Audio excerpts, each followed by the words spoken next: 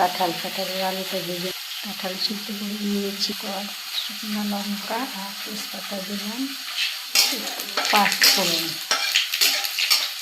শুকনো লঙ্কাটা লাল হয়ে গেলে পাঁচফোড়নটাও হয়ে গেছে, এখন দিয়ে দিই পেঁয়াজ কুচি। একটু লাল হবে, শুকনো লঙ্কা আর পেঁয়াজ ভাজা হয়ে গেলে এখন দিকে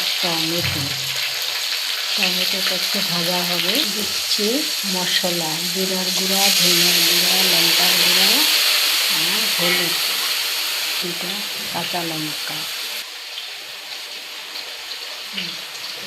কষানো হয়ে গেলে এখন দিব কিছু টুকরা করা পেঁয়াজ। কাঁঠালে টুকরা টুকরা করে পেঁয়াজ দিলে মাংস লাগে। একটু দিবে আদা বাটা, এখন দিবে একটু রসুন বাটা আর একটু পেঁয়াজ বাটা।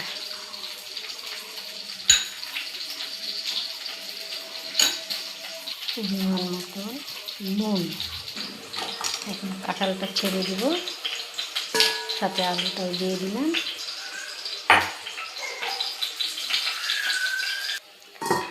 ঢাকনাটা দিয়ে দিলাম, একটু মজে যাবে। একটু চিনি দিলাম, একটু গরম মশলার গুঁড়ো, 1 চামচ ঘি। এখন আমরা কাঁঠাল নামিয়ে দেব। কাঁঠাল কষা